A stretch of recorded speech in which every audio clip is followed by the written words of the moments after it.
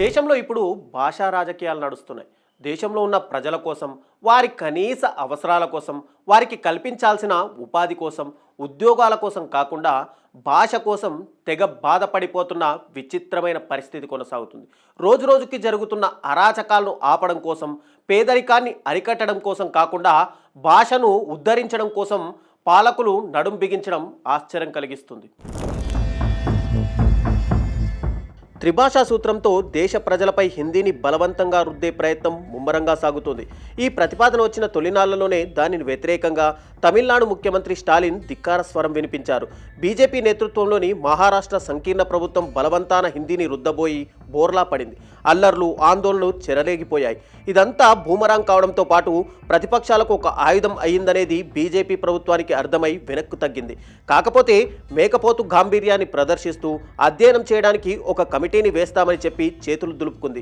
పిల్లల మీద చదువు అనేది ఒక బరువైన బాధ్యత కాకూడదని నిపుణులు హెచ్చరిస్తుంటే, ప్రభుత్వాలు మాత్రం తమ అత్యుత్సాహాన్ని ప్రదర్శించడానికి పిల్లల్నే పావులుగా వాడుకోవడం దురదృష్టకరం. విద్యార్థులపైన ఒత్తిడి తగ్గించాలని ప్రయత్నాలు జరుగుతున్న సమయంలో హిందీని బలవంతంగా రుద్దడం పిల్లలకు ఎలా ఉపయోగపడుతుందో అర్థం కాదు. ఇలా ఎవరైనా ప్రశ్నిస్తే వారిపై ఎదురుదాడి చేయడం తప్ప సరైన సమాధానం మాత్రం చెప్పరు. స్టాలిన్ అభ్యంతరాలు చెప్పగానే తమిళనాట ప్రభుత్వ కార్యాలయాల్లో ఇంగ్లీషే ఉపయోగిస్తున్నారు కదా అంటూ ఎదురుదాడి. ఇవన్నీ పక్కన పెడితే ఆంధ్రప్రదేశ్ ఉప ముఖ్యమంత్రి పవన్ కళ్యాణ్ మొన్న హైదరాబాద్లో ఒక సమావేశంలో మాట్లాడుతూ వ్యాపారాలు చేసుకోవడానికి హిందీ కావాలి కానీ హిందీ నేర్చుకోవడానికి ఇబ్బంది ఏంటి అంటూ ప్రజలను నిష్ఠూరమాడారు. గతంలో కూడా స్టాలిన్ హిందీని వ్యతిరేకించినప్పుడు అన్నీ నేర్చుకోవాలి కదా, నేర్చుకుంటే తప్పేమిటి అంటూ పవన్ కామెంట్ చేశారు. ఆంధ్రప్రదేశ్ విద్యాశాఖ మంత్రి పిల్లల మీద ఎటువంటి ఒత్తిడి లేకుండా చూసేలా వారంలో ఒకరోజు నో బ్యాగ్ డే లాంటి పద్ధతులను అమలు చేస్తున్నారు. కానీ అదే రాష్ట్ర ఉప ముఖ్యమంత్రి హిందీ నేర్చుకోవడానికి నెప్పేమిటి అన్నట్లు మాట్లాడుతున్నారు. దక్షిణ భారతదేశంలో హిందీ ప్రచారాన్ని పవన్ కళ్యాణ్ తన భుజస్కంధాల మీద మోసే బాధ్యతను తీసుకున్నట్టున్నారు. ఎన్డీఏ భాగస్వామ్య పక్షాలు హిందీ ప్రచార బాధ్యతను పవన్ కళ్యాణ్కి అప్పగించాయో లేక తానే స్వయంగా నిర్ణయించుకున్నారో తెలియదు. దేశంలో అమలు చేయాలనుకునే ఎటువంటి నిర్ణయాన్నైనా బీజేపీ తన సహచర ఎన్డీఏ భాగస్వామ్య పక్షాలతో చర్చించినట్టుగా కనిపించదు. అది ఆపరేషన్ సింధూర్ అయినా, కులగణనైనా, త్రిభాషా సూత్రమైనా సరే, ఏదైనా వారు అమలు చేస్తున్నప్పుడు వారి భాగస్వామ్య పక్షాలకు తెలియవలసిందే కానీ ముందుగా వారితో చర్చిస్తారు అని అనిపించడం లేదు. పవన్ కళ్యాణ్లోని నిబద్ధతకు అలాంటివేవీ కనిపించవు. కాబట్టి బీజేపీ హిందుత్వ అజెండా అయినా, హిందీ ప్రచారమైనా స్వయంగా తానే ముందుకొస్తారు. అంత మాత్రాన వ్యాపారాలకైతే హిందీ కావాలి కానీ హిందీ నేర్చుకోవడానికి ఇబ్బంది ఏంటి అనడం మాత్రం సబబు కాదు. సమాజంలో 60% మందికి రెక్కాడితే గానీ డొక్కాడని పరిస్థితి.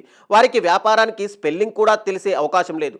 హిందీ మాత్రమే మాట్లాడే బీహార్, ఉత్తరప్రదేశ్ నుండి హిందీ నేర్చుకోవడానికి కూడా ఇష్టపడని తమిళనాడు, ఆంధ్రప్రదేశ్లకు వచ్చి పని చేసుకుంటూనే ఉన్నారు. అలాగే దక్షిణ భారతదేశం నుండి ముంబై లాంటి చోట్లకు వెళ్ళిన వాళ్ళది అదే పరిస్థితి. 10th క్లాస్ వరకు, మరీ చెప్పాలంటే ఇంటర్మీడియట్ వరకు ఇంగ్లీష్ చదువుతూనే ఉంటాం. తెలుగు మీడియంలో చదువుతూ ఒక సబ్జెక్టుగా ఇంగ్లీష్ చదివిన వాళ్ళే ఇంగ్లీష్లో అవసరమైన మేరకు కూడా మాట్లాడలేరు. ఇక త్రిభాషా సూత్రం ద్వారా నేర్చుకున్న హిందీ ధారాళంగా మాట్లాడడం ఎలా సాధ్యం? సమాజంలో 10% కూడా లేని మధ్యతరగతి వ్యాపార వర్గాలు వారి అవసరాన్ని బట్టి నేర్చుకుంటారు. పిల్లలను ఇంగ్లీష్ మీడియంలో చదివిస్తే వాళ్ళ జీవితాలు బాగుంటాయి అనే ఆశతో రేయింబవళ్ళు కష్టపడి ఫీజులు కట్టి ప్రైవేట్ స్కూళ్లకు పంపిస్తున్నారు. ఆర్థికంగా దిగువ తరగతి కుటుంబాల నుంచి వచ్చే పిల్లలు 10th, ఇంటర్ల తర్వాత ఫెయిల్ అయి చదువు మానేస్తున్నారు. ఎందుకంటే ఇళ్లలో వారికి అవసరమైన గైడెన్స్ దొరకదు. దేశంలో మనం చెప్పే అక్షరాస్యత లెక్కలు కాకి లెక్కలు. 5వ తరగతి వరకు బడికి వెళ్ళి రాగానే అక్షరాస్యులుగా లెక్కేస్తాం. ఇక అక్షరాలు కూడా సరిగ్గా నేర్చుకోకుండానే బడి మానేసిన శ్రామిక వర్గాల వారి పిల్లలు ఏం చదువుతున్నారో, ఎలా చదువుతున్నారో తెలుసుకోవడం మరింత కష్టం. బీజేపీ తన పంతం నెగ్గించుకునే మొండితనంతో ప్రజల మధ్య అంతరాలు సృష్టించడం తప్ప హిందీని తప్పనిసరి చేసి సాధించేదేమీ లేదనేది మేధావులు చెబుతున్నమాట. హిందీ వచ్చినందువలన వచ్చే ఉద్యోగాలు ఏమిటో పాలకులు సెలవిస్తే ప్రజలు అర్థం చేసుకుంటారు. ఉపాధి కల్పన గురించి మాట్లాడని ప్రభుత్వాలు హిందీ నేర్చుకోవాలా, ఫ్రెంచ్ నేర్చుకోవాలా అనే విషయంలో దూరటం అనవసరం అనేది మరికొందరి వాదన.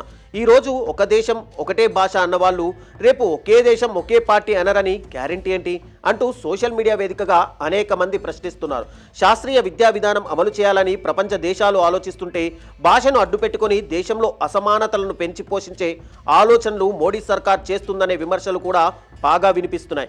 బలవంతంగా ఒక భాషను రుద్దే ప్రయత్నం చేయడం, మనుషుల మధ్య అంతరాలను పెంచే నినాదాలు తీసుకురావడం దేశానికి ఏ విధంగానూ మేలు చేయదనేది చెప్పుకోవాల్సిన వాస్తవం.